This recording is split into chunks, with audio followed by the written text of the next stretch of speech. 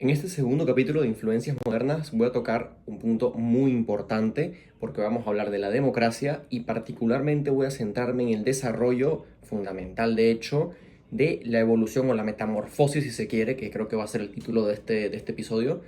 de la democracia a lo largo del tiempo, desde la democracia ateniense, la democracia de los antiguos, o la primera gran democracia, por definición, hasta lo que podríamos denominar hoy en día como la democracia liberal representativa, si se quiere, quién sabe su posible transformación. Dentro de este repaso es importante, por supuesto, empezar con una especie de índice o contextualización para ver por dónde nos vamos a mover,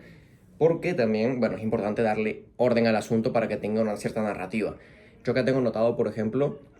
que aparte de la democracia clásica, antigua, modelo ateniense, que se basaba en participación directa, después tengo la redefinición a la democracia representativa, la primera tal vez transformación de la democracia a gran escala para pasar a ser un modelo plural, para pasar a ser un modelo netamente representativo, que después marcó la transición tal vez bien entrados en el siglo XX, a lo que Robert Dahl denominó como poliarquía. Después de eso voy a pasar un poco por la transición de la poliarquía a lo que por ahí podríamos denominar como democracias delegativas y tal vez incluso críticas a la mutación de la democracia liberal con autoras como Chantal Mouffe. Por último, más allá de una reflexión final sobre todo este repaso,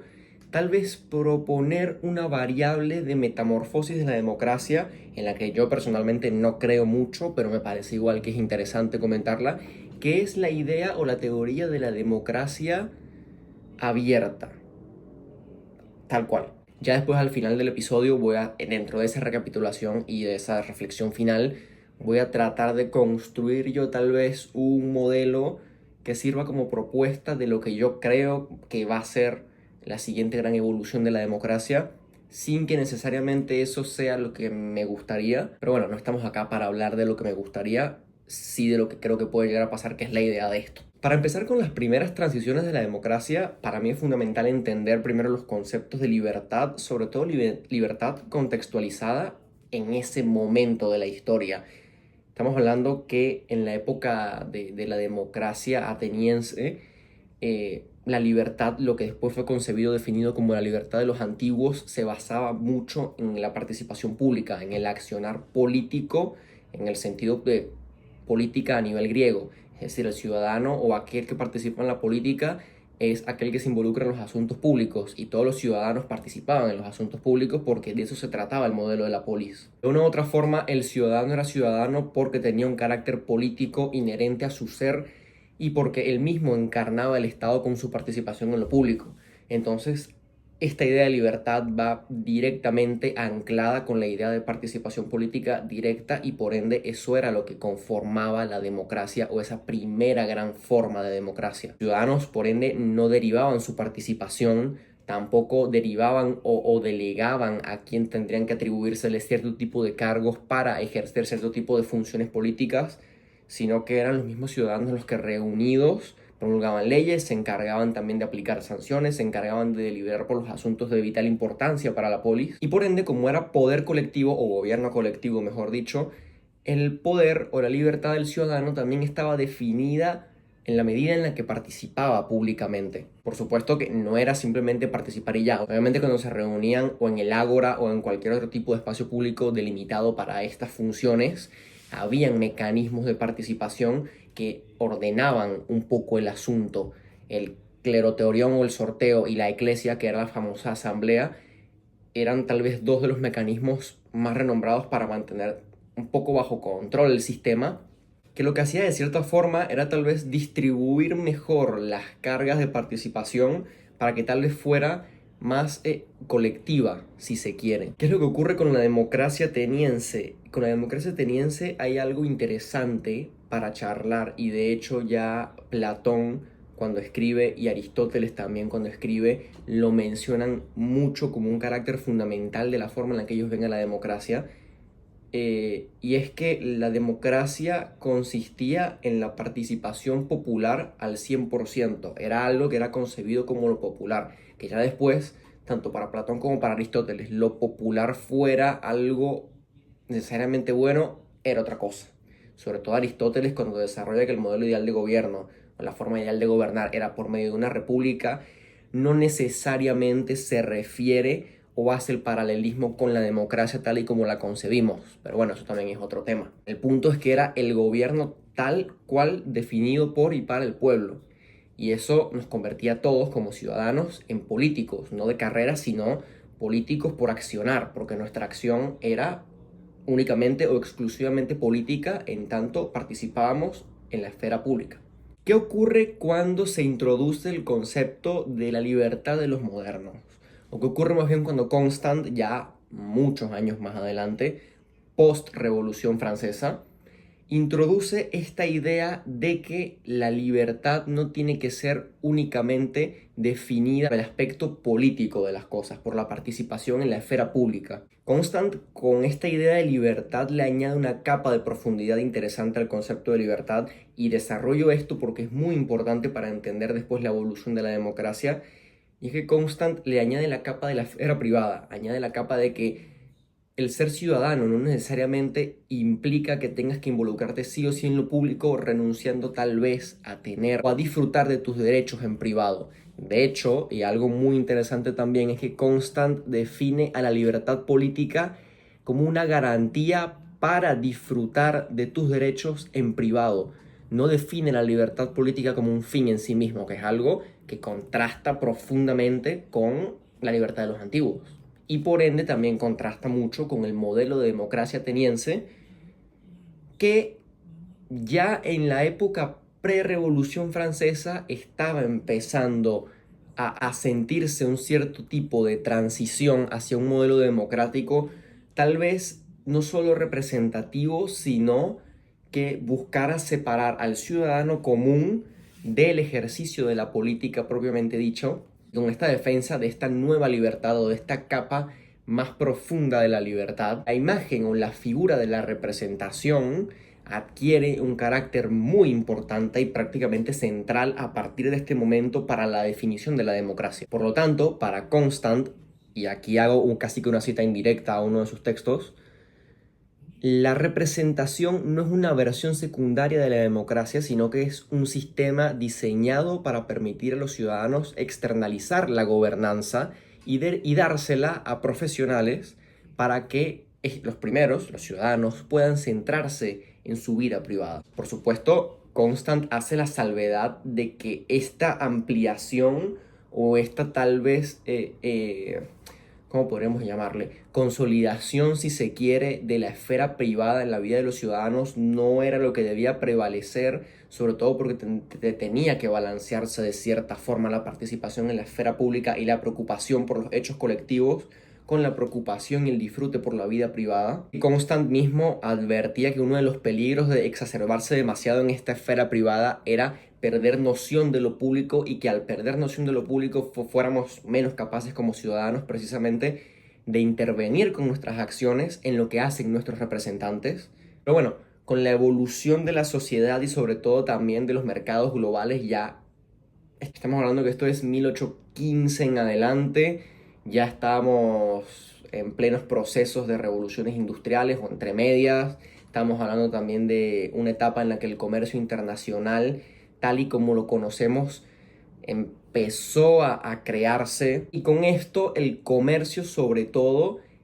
y la obtención o el inicio de las luchas por la obtención de ciertos derechos y la expansión de ciertos derechos fueron un catalizador tal vez necesario incluso para que la representación ganara mucha fuerza y para que se estableciera tal vez como la forma dominante de ejercer o de sostener a los modelos democráticos de gobierno. Después de Constant es interesante pasar, hacemos un salto temporal también gigantesco porque pasamos directo al siglo XX, y es interesante tocar el punto o el tema de la poliarquía con Robert Dahl, porque Robert Dahl, tal vez uno de los padres de la ciencia política tal y como la conocemos hoy en día, define o crea el término poliarquía como forma de decir que el ideal de la democracia, democracia concebida como gobierno del pueblo, era inalcanzable para los estados-nación. Esto es algo que es lógico viendo no solo el tamaño monstruoso que tienen los estados-nación, desde su concepción incluso, sino el mismo crecimiento poblacional. Era algo lógico que la democracia en algún punto de la historia iba a tener que derivarse no solo a representantes, sino tal vez a un nivel mucho más grande a instituciones o mega instituciones, tanto nacionales como supranacionales, que crearan mecanismos de control y de gobernanza para que precisamente el sistema pudiera tener una estabilidad, y no solo una estabilidad, sino para que tuviera en sí mismo una definición de lo que es una democracia per se. Por eso el cambio o la metamorfosis democrática hacia una poliarquía, como diría Dahl, trae consigo tal vez también la transición de ser democracias representativas o gobiernos basados en la representación, sobre todo parlamentaria, que para las épocas que escribe Dahl era más o menos lo que estaba en boga, por una forma de gobierno democrática también, en la que la delegación de poder era prácticamente absoluta, y en la que no solo esta delegación de poder era absoluta en tanto se le transfería el poder de acción a ciertos representantes, sino que se le transfería a ciertos representantes en distintas instituciones o en distintos aparatos de control. Era un sistema que buscaba también gobernar desde la cooptación de grupos de interés político que pudieran darle un carácter más plural al gobierno, si se quiere, por el apoyo popular que se recibe, y que incluía también o empezaba a incluir la variable de la competencia entre élites, ya sea élites socioeconómicas o élites partidarias incluso, por el control del aparato estatal y por ende por el control de los recursos políticos que esto te entrega. En este punto es interesante porque Dahl define a esta forma de democracia y la operativiza con 8 garantías institucionales. Son garantías que, según su definición, son lo que le dan el carácter pleno a una democracia y le dan su operatividad. Las 8 garantías son libertad de asociación, libertad de expresión, libertad de voto, elegibilidad para la cosa pública o sufragio pasivo, como le dice Dahl, libertad para que los líderes políticos compitan por apoyos y por votos públicamente, diversidad de fuentes de información, lo que define para Dahl el carácter pluralista de la poliarquía, elecciones libres, justas e imparciales, e instituciones que garanticen que la política del gobierno dependa únicamente de los votos. Por supuesto, el tema con esto es que la poliarquía, definida como tal, marcó tal vez un punto de inflexión en la política en la que el ciudadano, además de ciudadano y participante en la política, aunque de forma más indirecta ahora, pasó también a ser un consumidor, porque la idea de un gobierno al que se le delega prácticamente todo tipo de poder de acción política, no solo por medio del voto, sino también a nivel institucional incluso, terminó transformando a estas élites que compiten por poder en grupos, no persiguen necesariamente el bien común de los ciudadanos, sino que persiguen más bien la captación de más poder y que persiguen,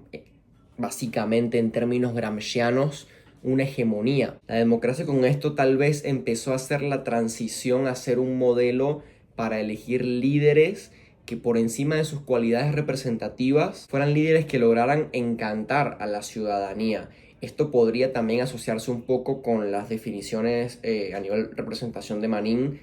que por ahí lo habla en términos de democracias de audiencia. E incluso se podrá hacer el paralelismo también con el surgimiento de los partidos de masas y los partidos cachol,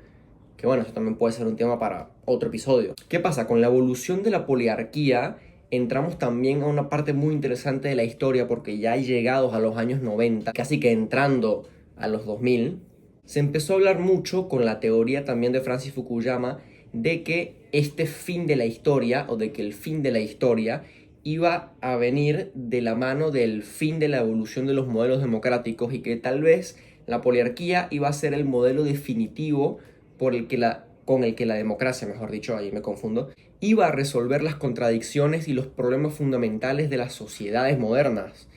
En este sentido, Fukuyama tal vez lo amplía un poco más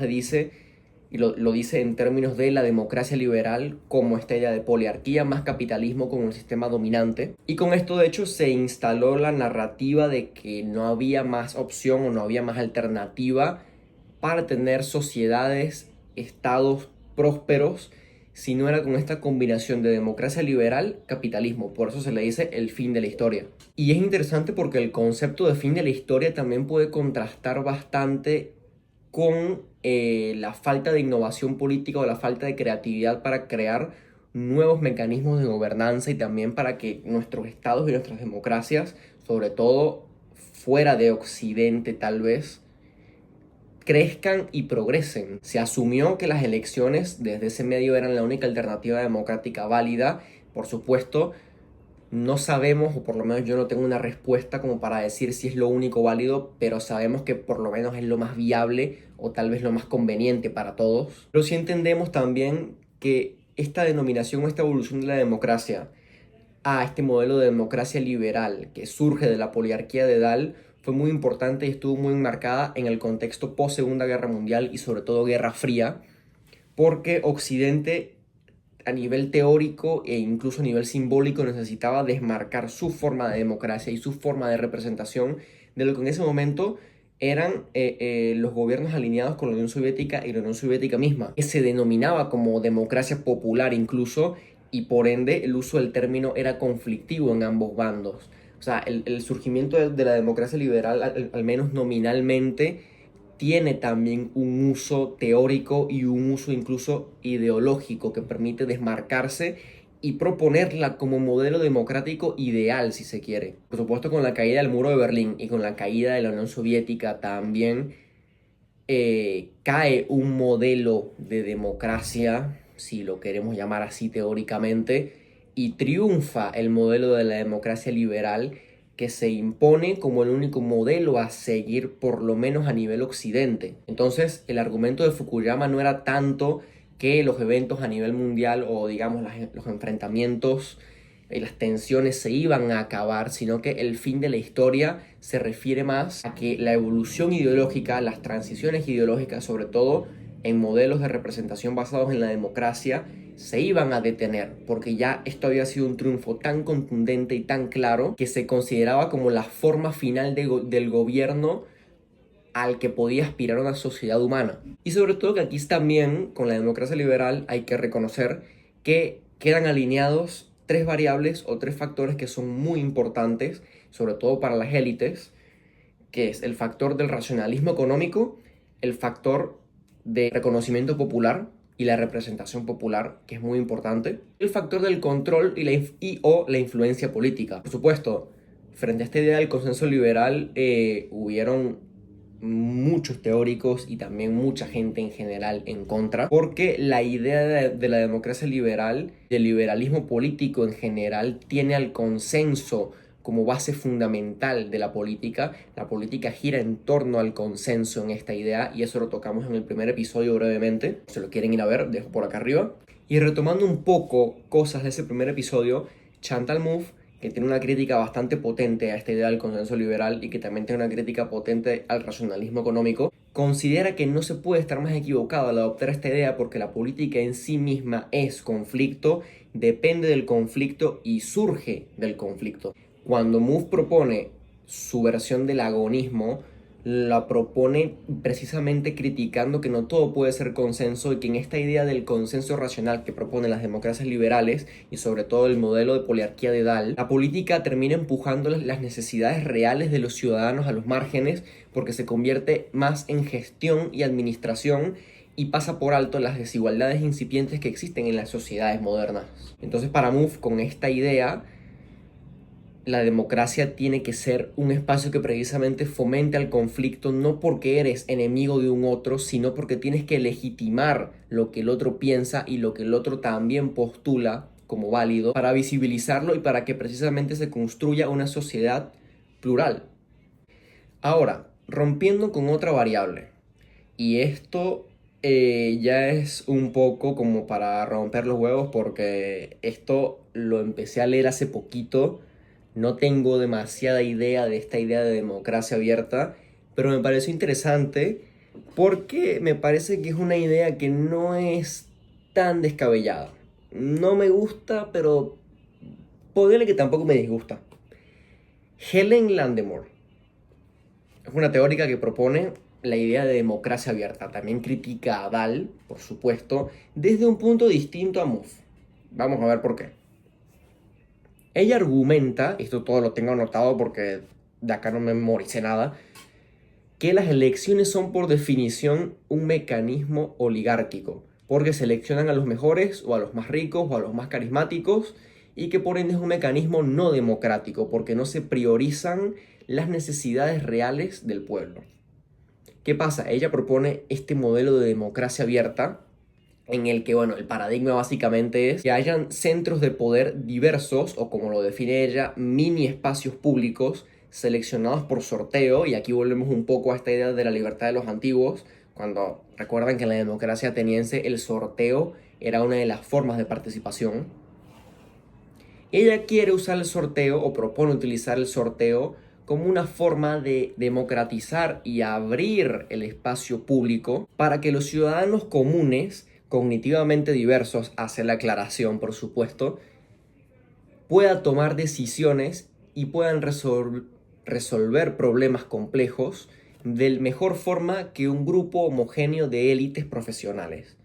Este es el argumento. Es un argumento que ya no es solo político, sino que incluso tiene un punto moral y un punto epistémico, si se quiere. Cuando Landemore propone la institucionalización del sorteo, a diferencia del mecanismo electoral que conocemos de toda la vida, dice que garantiza un paradigma de representación descriptiva perfecta, porque el consejo se parece al pueblo, y elimina la idea o el concepto de captura del Estado por grupos de interés o los famosos lobbies políticos, que también, bueno, sabemos que son algo bastante presente en las democracias liberales modernas. Con esto, por supuesto, ella, al buscar eliminar los lobbies políticos, también está medio que rompiendo un poco el paradigma de la carrera política como tal, porque una de las cosas o de las variables que conforman lobbies políticos al final del día y que ayuda a que esos intereses se protejan o se metan, como quien dice, en una cajita negra, son las aspiraciones y la protección de las carreras políticas de diversos funcionarios. Al eliminar los lobbies, por supuesto que eliminas esos privilegios y también estás eliminando la figura del político como tal, que es muy interesante porque es una forma de volver a la democracia ateniense. Por supuesto, esta idea del sorteo es una idea que es muy amplia, es una idea que yo acá no la incluí al completo porque tampoco la he terminado de leer, pero me pareció interesante mencionarla. De hecho, ella también tiene 3 puntos muy interesantes. Uno es que retoma una conexión con los antiguos, retoma una conexión con el mecanismo de sorteo ateniense, adaptada a esta idea moderna de los mini espacios públicos. Por supuesto, sería el desarrollo de mini espacios comunitarios. ¿Cómo funcionaría esto en la realidad? No sé. Esto probablemente sería un caos, probablemente, pero es interesante. Después, por supuesto, dice que en la idea de democracia abierta, la legitimidad no proviene de la votación per se, sino de esta ampliación de la representación y de la deliberación pública. Un cuerpo seleccionado al azar es un espejo descriptivo del pueblo. Tiene sentido, lo legitimas por medio de la participación directa, como lo hacían los atenienses. Vuelvo a preguntar, ¿cómo funcionaría esto en la realidad? No sé. Pero bueno, tercer punto, principio de todos los afectados. Esto lo anoté así, no sé si aparece así, no me acuerdo ahora en el texto. Cualquier persona afectada por una decisión debe tener la misma oportunidad de influir en ella. El sorteo garantiza por mecanismo esta igualdad matemática y probabilística de una manera que las elecciones, por un simple sesgo estadístico, no pueden. Esto tal vez es el apartado que más sentido tiene desde el punto de vista teórico, porque sí, es lógico. Por mera estadística, siempre van a haber ciudadanos que se van a ver más afectados que otros por políticas por las que ellos no votaron, obviamente. Después de este repaso no tan breve por la evolución o lo que ha sido la metamorfosis de la democracia a lo largo de la historia y esa propuesta final de la democracia abierta, que me parece interesante dejarla picando porque no sé hasta qué punto de acá a ya varios años tengamos de vuelta un cambio de paradigma y la democracia por ahí pueda expandirse un poco más en términos participativos, que después en términos prácticos o institucionales sea, como dicen en inglés, un PSYOP. Bueno, eso es otra cosa y probablemente sea más como un experimento, pero estaría interesante. Lo que quiero acuñar ahora al final como reflexión es tal vez pensar que la democracia liberal, el modelo actual que tenemos sobre todo, no es lo único posible. Yo no estoy de acuerdo con la tesis del fin de la historia. Yo no estoy de acuerdo con que el modelo de democracia liberal, constituido por esta idea o evolución de la poliarquía, más la combinación con el capitalismo como sistema productivo y casi que político dominante, si se quiere, sea con lo que nos tengamos que conformar, sobre todo porque el mundo está cambiando mucho. No solo a nivel productivo, sino también a nivel social. Las olas migratorias masivas también nos están diciendo que por ahí la expansión a nivel sociocultural puede traer, contrario a lo que uno pensaría, más polarización y también una radicalización un poco preocupante. Yo creo que la evolución nos tiene que llevar de una u otra forma a que los modelos republicanos vuelvan a instituirse como tal, vuelvan a ganar fuerza y más que fuerza, tengo anotado por acá, que protejan a la libertad, pero no por medio del aislamiento. Eso me parece un punto muy importante. Tal vez retomo un poco la tesis de Constant cuando hace su advertencia de que la libertad de los modernos no tenía que ser la única forma de libertad en tanto protege solo tu esfera privada. Hoy en día lamentablemente estamos muy aislados también unos de los otros y también del campo político, y eso hace que las élites, como dirían estos teóricos, tomen cada vez más poder, se expandan más y que por ende nuestros modelos democráticos sean competencias entre élites, más que nada. Yo pienso que por ahí el cambio de paradigma debería venir de que el pueblo busque de una u otra forma retomar su voz y su voto a nivel participativo como ciudadanos, tal como lo definían los griegos, en tanto nuestra acción también es una acción política y somos capaces de influir en el curso y en el desarrollo de nuestros gobiernos y de nuestras sociedades. Por supuesto no lo vamos a lograr jamás al nivel que lo lograron los atenienses, porque por una cuestión de números no se puede, pero con la introducción de las redes sociales, de los medios de comunicación masivos, de la propia inteligencia artificial, que eso es algo que voy a desarrollar en el episodio 3 del podcast. ¿Quién quita que pueda haber una evolución a nivel democracia en la que nuestra participación virtual, que es mucho más accesible por número y por capacidades, pueda de una u otra forma empezar a definir el carácter de la democracia? Ya hoy en día estamos viendo que muchos gobiernos toman en cuenta los números a nivel redes sociales y los números que le dan los algoritmos. Entonces, ¿por qué no tomar esa idea como el caldo de cultivo para un nuevo cambio de paradigma, una nueva metamorfosis en la democracia? Al final, el texto de Landemore y su trabajo teórico, pensándolo ahora, tal vez no sirve tanto como propuesta para la evolución de la democracia, sino para pensar en cómo se puede abrir más la democracia. ¿Y qué pasa si estos mini espacios públicos no son espacios comunitarios físicos, sino virtuales? ¿Cómo cambiaría el escenario en ese caso? Para concluir, tengo una cita textual de Constant que me parece muy interesante para cerrar el episodio, y dice: las instituciones deben lograr la educación moral de los ciudadanos. Esto se refiere a que nuestras instituciones políticas deberían ser capaces de inculcarnos lo que es correcto en tanto somos ciudadanos y somos participantes de la esfera pública. A mí me gustaría cerrar, tal vez problematizando que nuestras instituciones y el sistema moderno en general nos educa, nos inculca moralmente a ser consumidores, a estar siempre expectantes a lo que va a pasar. No nos inculcan, no nos enseñan a actuar. Tal vez la evolución o la siguiente metamorfosis de la democracia pase porque estas nuevas instituciones no formales, como las redes sociales, por ejemplo, nos enseñen a ser ciudadanos una vez más, nos enseñen a participar una vez más y a reformular lo que nosotros concebimos como democracia. Pero bueno, eso ha sido todo por el episodio de hoy. Episodio más largo, episodio tal vez un poco confuso en términos de narrativa, aunque espero que se haya entendido. Así que bueno, sus comentarios, déjenos abajo, yo voy a estar obviamente leyendo. Es una idea en desarrollo también porque fue un poco caótico el recopilar modelos democráticos, en tanto los recopilé por saltos o evoluciones que yo haya considerado como que fueron las más representativas o las más considerables, valga la redundancia.